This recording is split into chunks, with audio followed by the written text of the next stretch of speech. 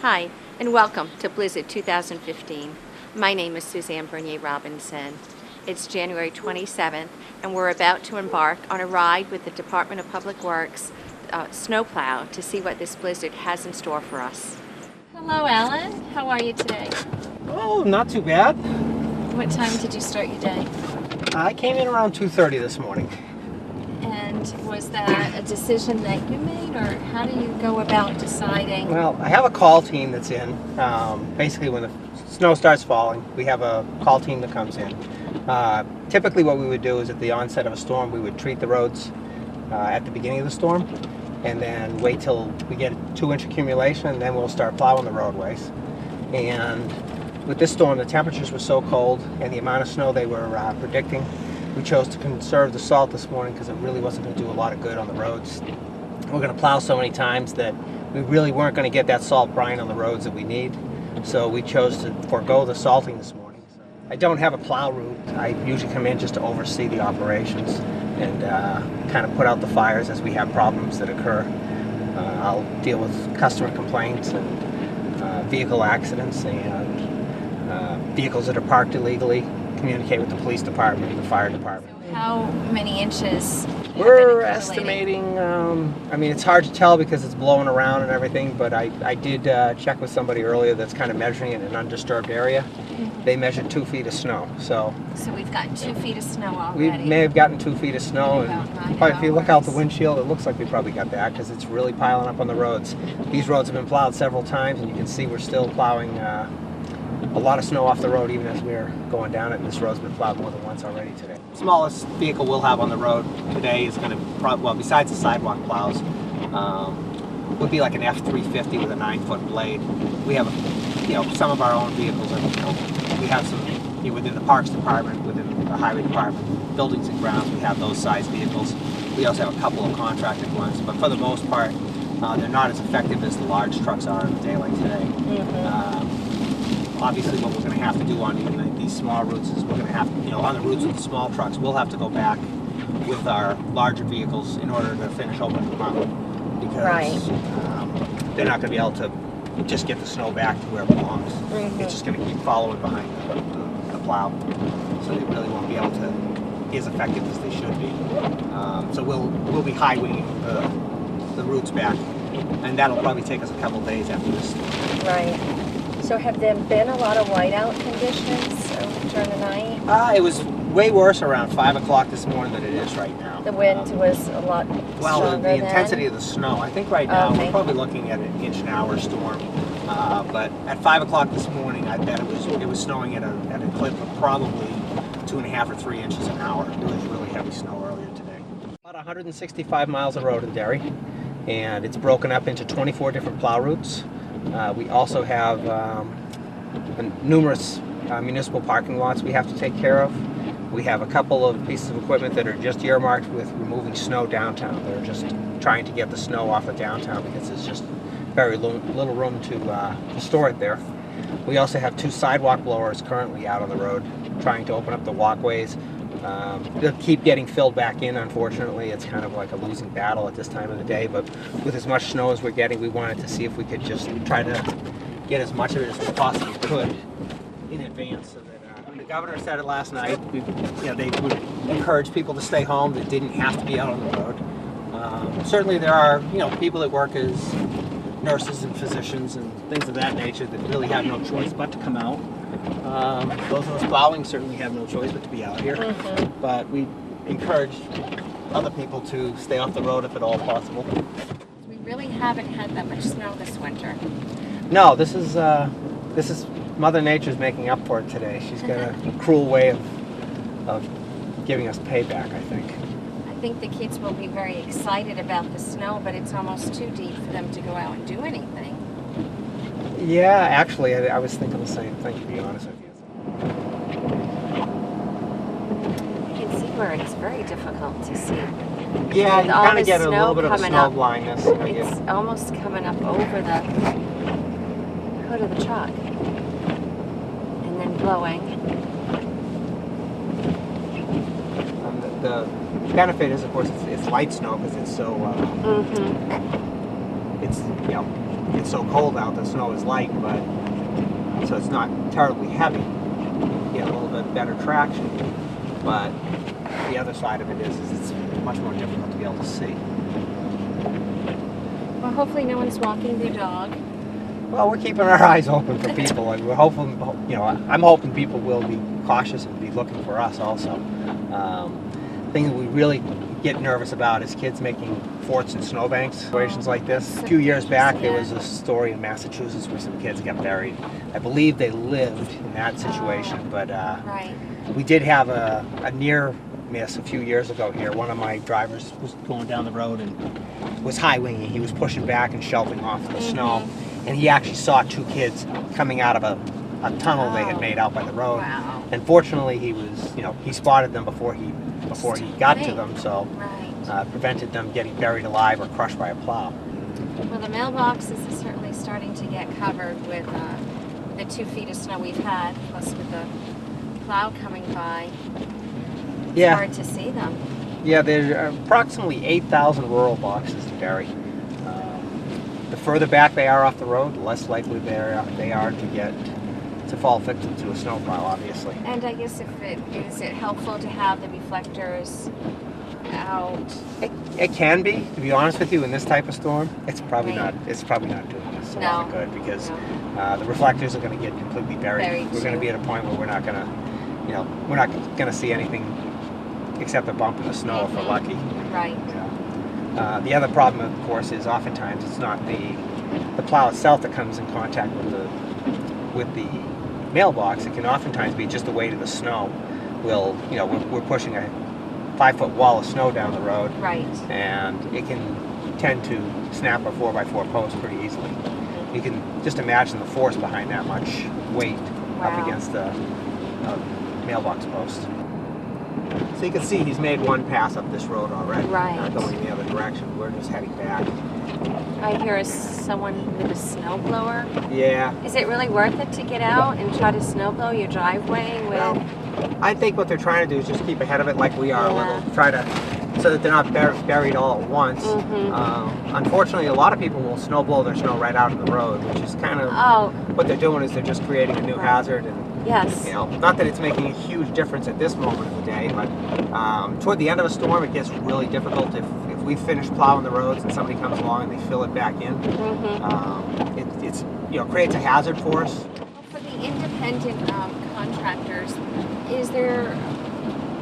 are there guidelines that they need to follow when they are out plowing driveways? Is there some resource that they could access, or is it just common sense? Some of it's common sense. I mean, if you're actually running salt, if you're a salt applicator, you should really be looking into becoming a certified Green Snow Pro applicator, because then you're being trained in how to calibrate your spreader to put out a reasonable amount and a responsible amount of salt.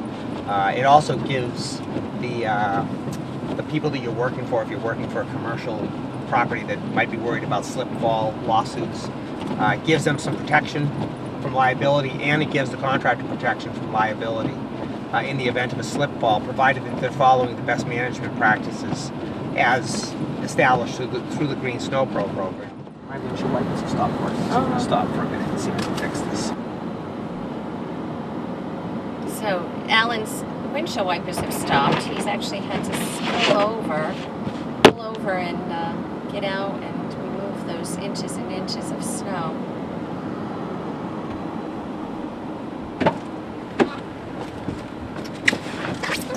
No gloves. I have some. It's just quicker and easier It's quicker to get out. And just get out, brush it off, and Yeah.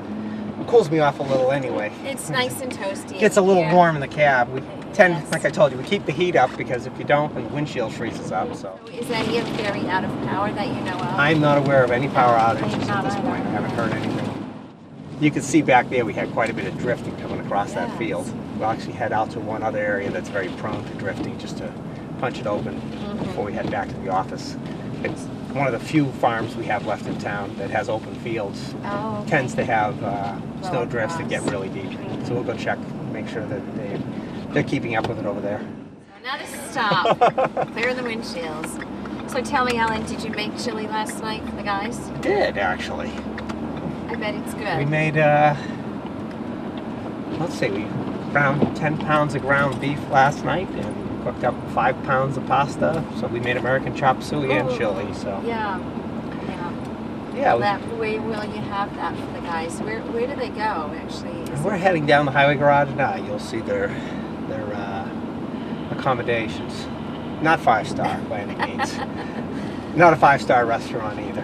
No, I bet it's good though. Is it a spicy chili or more like Cincinnati Yeah, chili? we tried it. It's got a little bite, but we don't want to make it have too much bite. I'm not sure what people like, so I try to keep it somewhat tame.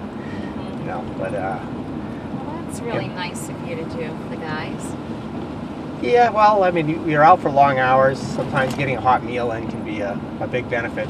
We're not likely to see any restaurants open today. No, I wouldn't And I'd think hate to so. lose them to have them go home to get a bite to eat, so I'd rather feed them at the highway garage. So, so we'll have we have a couple crock pots going. We have some more to replenish the crock pots once they're empty. So, It's really thoughtful. so we'll try to keep them going a little bit longer. It's a meal on a budget. We're going to feed about 50 people for. I think I spent $108 for everything. So. That's a good deal. Pretty- It's any restaurant.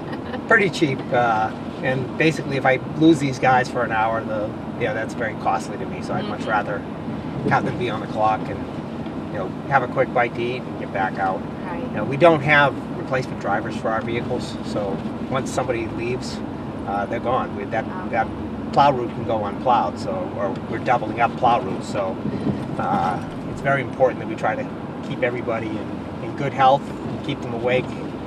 When we have a chance, we try to let them rest for a little while, take a little bit of a nap, maybe 30 How long minutes do here the or there. shifts usually seem to go, I'm sure? Well, this It shift varies. started last night at, the first guys came in, that were coming into the onset of the storm around 8:30 last night, but then the snow died off, so we didn't call everybody in until about 2:30 this morning for the most part, and I don't anticipate that we'll be going home until probably tomorrow midday. So they're going to have anywhere between 36 hours, 36 to 42 hours probably on the clock by the time they head out. So we don't like to do that. We try to get people home and let them get some rest.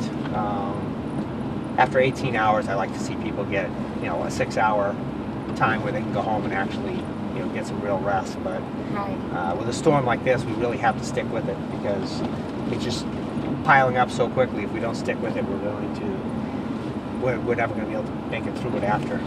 The equipment won't be able to push through the snow if it gets too heavy. So Right. that's why we're just continuing to hammer away at it. It's got to get a little monotony, though, of just, you've got to stay alert because, first of all, there's so many how many mailboxes did you say in Derry? About 8,000 roll boxes, and then we have decorative lamp posts, and we have different basketball hoops and Obstacles. all kinds of out by the obstacles out there. roads. So you've got to stay alert, but it's not like you have a lot of variety in what you're seeing, and Today we're seeing white, pretty much Mostly all white. exclusively. and it didn't look like any places were open downtown as we just came through. No, I think everybody pretty much shut down today, That's which good. is a They're smart thing wise. to They're do. not going to really have any business anyway in No. this type of weather. How was the chili? Very good. It was How good. is Alan's Chili chili? or I had American both. chop suey? You had both. Don't take it personally, because we still got snow falling. Yeah. So Alan did a good job on the food. Yes. Alan didn't do it. Did you? We haven't Yeah, died yet. my wife and I Yeah. did. Your wife did. Well, I came in at 2:30, and they went out at what, noon time? 8 o'clock this morning, Midnight? I guess 8 o'clock last night. 8:30 last Yeah. night, right? Yeah. When the first call came through. So how long will you take a break for? Right now, I'm on a break because my truck's broke down. Oh, no. Yeah, so, My windshield and windshield wipers are frozen, so I'm letting it thaw. You're not That was fast. stepping outside of the truck like Alan and wiping the Oh yeah, I Oh, did it yeah. many times. scraping, so you're having the same issue. yep. Oh, yeah. You look around the shop, there's a couple of contractors in here that come in for a break. They're going to thaw things out, repair things. One of the gentlemen over there has a broken piston, angling piston on Okay. his vehicle. So he's doing some repair work. Further down in the shop over there, one of the snow blowers has come in. Just finished Birch Street. It took them about an hour and a half to get through the snowbanks that are about 8 feet high down there. So this is the dispatch office, you said? Yeah, foreman's office. Basically, he has a radio and here he has phones, so that as calls come in from the office. We don't take calls from the public in here, but we do take calls from the police department and from the public works office. He can then dispatch people accordingly. This is the truck you're going to be riding in a few minutes in. This is one of our newer trucks in the fleet. It's a 5-ton truck. Built by International. The cabin chassis is International. All the equipment on it was actually built by an outfitter in London, Derry Equipment. It has a front plow, a wing plow, a belly scraper, stainless steel 3-season body, ground speed control. It has a brine system for pre-wetting the salt, part of our salt reduction program. And 80% of the cost of this truck was funded through a grant program for us to try to put equipment on the road that would be putting out less salt. This is a high-tech plow truck, automatic transmission. This chains you see dangling here will actually pivot underneath the wheel. The disc will go up against the edge of the wheel, and the chain links will spin around and fall underneath the tire. You can see the whole back of this truck is currently cased in snow because we've had a real heavy snowstorm coming here, very dusty. And the way the draft is the air just pulls the snow back in around the backside of the truck. The truck is pretty encrusted. I'm here with Peter Neary. Peter's going to give me a ride in the 5-ton truck, which is quite a beauty. Right, yeah, it's one of the newer trucks. It's got the 3 plows on it, Alan was saying. Yeah, it has a belly scraper on it for cutting ice. And the wing. Belly scraper is used for cutting ice. Yeah. That's actually hard like pack ice. Oh, really?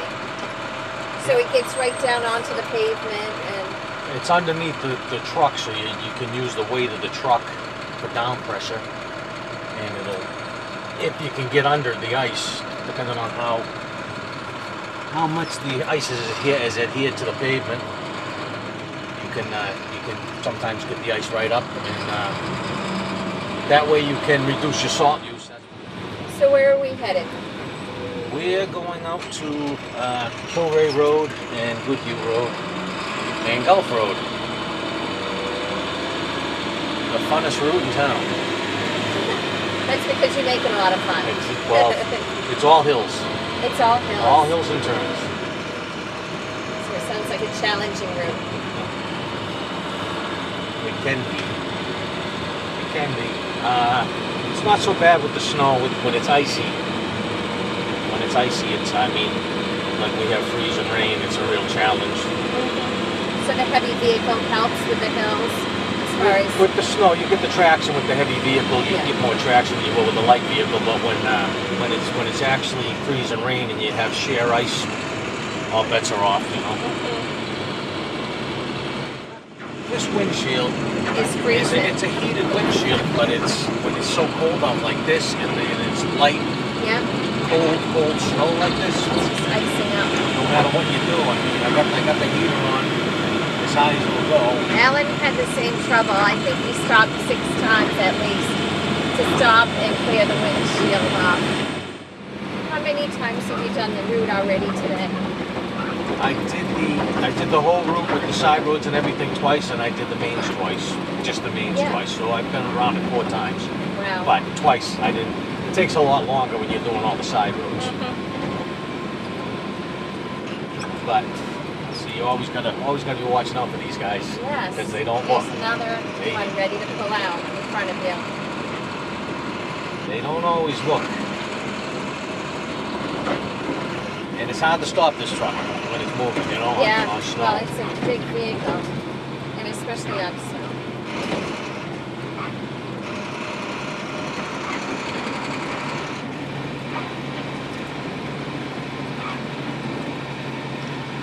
So all those levers control the different plows. This is for the front of the wing and the back of the wing, and this is the front plow up and down, and this is to angle it back and forth. And then these are for the belly scraper. Up, this one's up and down, and this one's side to side, and this is for the dump at the bottom. See, like when people do this, it makes it very hard. that's something that makes it very hard when they plow their snow across Yeah, it, that was because a big pile of snow you, across. you can't move it. You know, and with the plow Right. truck, the wing, it just goes right over the wing. So We've got some snowmobilers out there.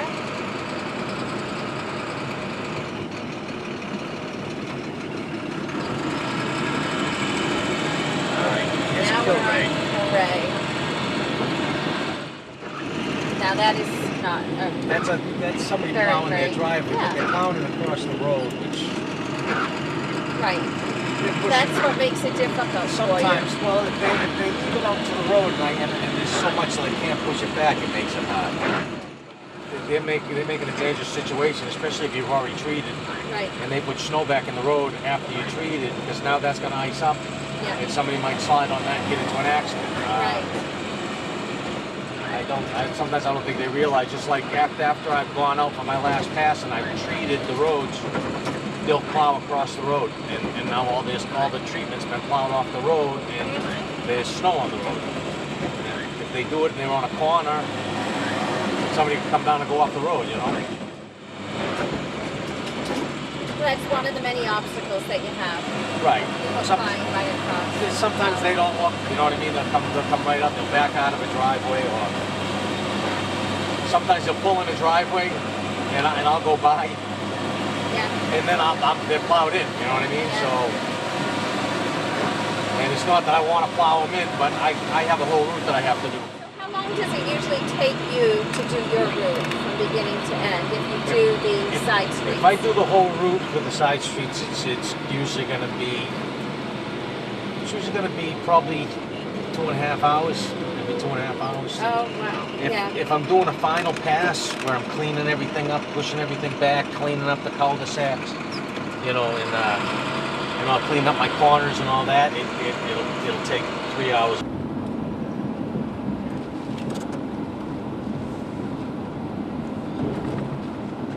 Don't tell me again. Yeah. Should wipe this. Wiped off? Okay.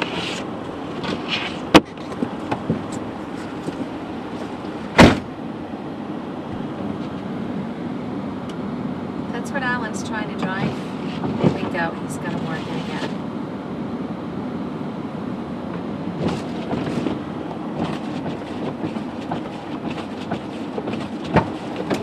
There we go.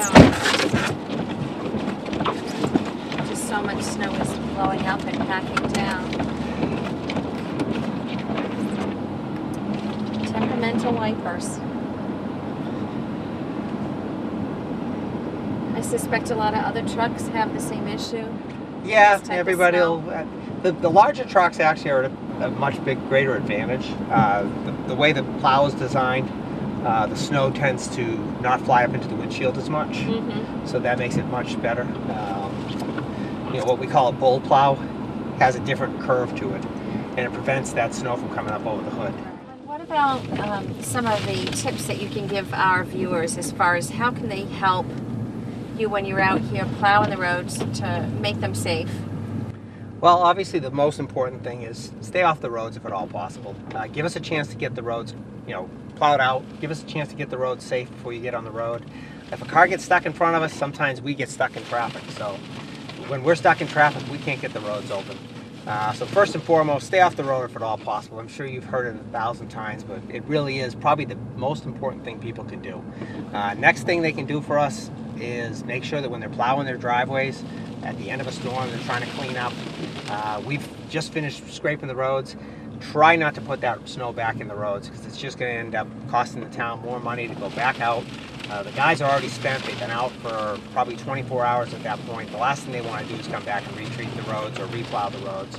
So anything you can do to avoid, you know, putting snow in the road, be conscious of where that chute is on your snowblower. Make sure that it's aiming inward onto the shoulder of the road, into your lawn, not into the roadway when you're snow blowing. Make sure that if you're plowing with a plow in instead of plowing out and across the road. If you are going to plow across the road, make sure you do it before we go by and treat the roads. Once we've treated the roads, we don't want people plowing across, even if they're cleaning up, because they're taking the treatment that we put on the roads right off. They're scraping it off the roads. So. I hope you've enjoyed learning about what is involved in keeping our roads safe here in Derry. Once again, my name is Suzanne Bernier Robinson. Thank you for watching Derry Community Television.